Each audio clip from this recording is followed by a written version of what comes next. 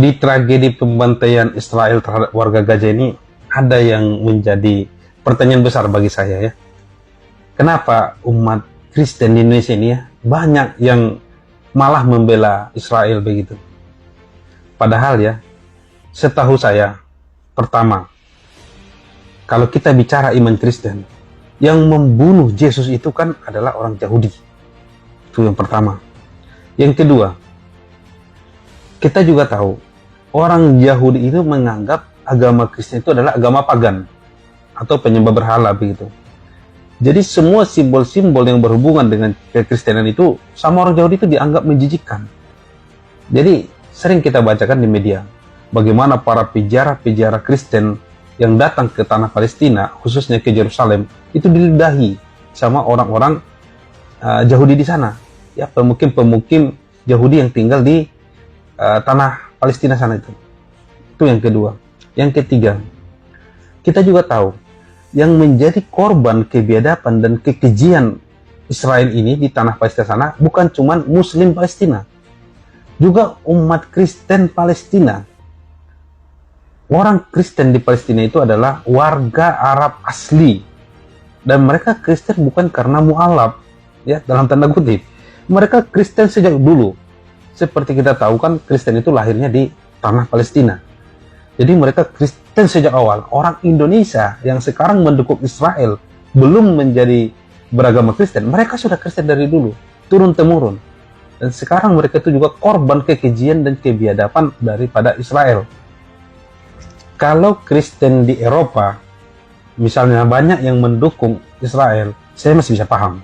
Kenapa? Karena kebijakan negara-negara Eropa itu memang mendukung Israel. Ya, bahkan mereka yang menciptakan negara Israel itu, ya, silakan dibaca sejarahnya. Tapi kalau orang Indonesia, ya, umat Kristen Indonesia yang mendukung Israel, saya bingung. Pertama, kebijakan negara kita itu mendukung mutlak Palestina. Kita bahkan tidak punya hubungan diplomatik dengan Israel. Ya, yang kedua, kita juga bekas korban penjajahan dari negara-negara Eropa, sama seperti Palestina sekarang. Jadi artinya harusnya kita bisa merasakan penderitaan yang dirasakan oleh rakyat Palestina. Kalau di Palestina ada pejuang Hamas yang sekarang dicap oleh Eropa sebagai teroris karena berjuang memerdekakan negaranya, kita juga dulu dicap ekstremis oleh Belanda. Para pejuang kita dianggap ekstremis. Mungkin bahasa teroris, karena zaman dulu kan mungkin belum ada kata-kata teroris. Yang kurang lebih sama, karena dianggap menyerang. Katakanlah nanti Belanda sudah menduduki Batavia, Jakarta ya sekarang, diserang oleh para pejuang kita. Kadang nanti mereka masih tidur, diserang pejuang kita.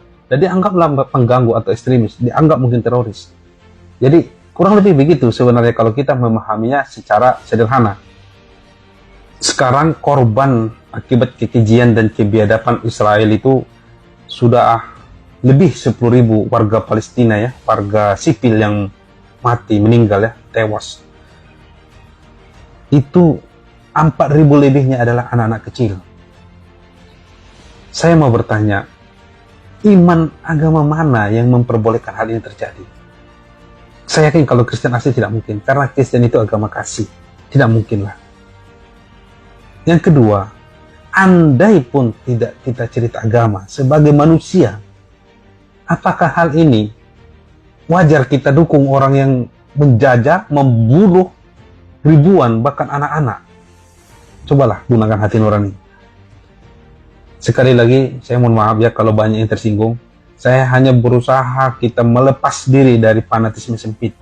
Kalaupun fanatisme itu ada, ingat, yang menjadi korban kekejian Israel di sana itu banyak warga Kristen Arab asli juga.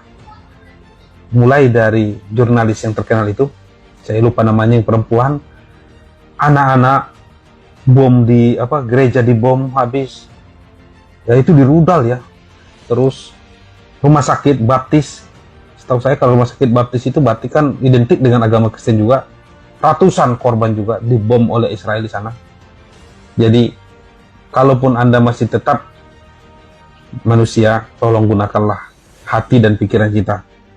Anda mendukung penjajah itu menurut saya sudah tidak masuk logika saya. apalagi yang jadi korban juga saudara Siman saudara Siman Anda juga di sana. Ya, terima kasih. Mudah-mudahan saya berharap ada kawan-kawan Kristiani yang bisa memberikan saya pencerahan. Kalaupun masih tetap mereka mau dukung Israel, coba berikan saya sebuah alasan atau pencerahan yang bisa saya membuat maklum. Oh iya, wajar mereka dukung walaupun dibantai segala macam. Ya, karena menurut saya ada dua hal aja yang membuat hal ini terjadi. Pertama, mungkin banyak kawan-kawan umat Kristiani Indonesia yang tidak tahu bahwa menjadi korban kekejian Israel itu juga warga Palestina yang beragama Kristen. Atau maka mereka mungkin tidak tahu bahwa di Palestina itu banyak juga orang Arab yang beragama Kristen. Itu satu. Yang kedua, ini saya mohon maaf sekali lagi, mungkin ada faktor kebencian tersembunyi terhadap agama Islam, terhadap agama mayoritas di Indonesia ini. Jadi hal ini menutup mata hati mereka. Ya sama saja, misalnya saya kasih contoh ya, biar nggak ada yang tersinggung. Contoh, katakanlah ya Indonesia diserang oleh penjajah. Kita anggap aja tidak ada agamanya, ateis begitu, diserang Indonesia ini.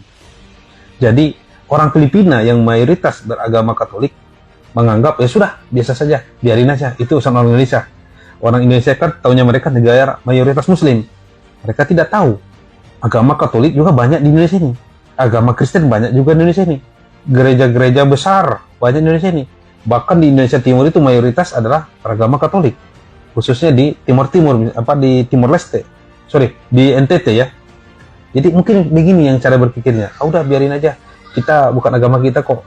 Tapi kan kalaupun tidak seagama dengan kita, minimal kita punya hati nurani. Mereka manusia juga. Ada manusia dibantai oleh manusia yang lain.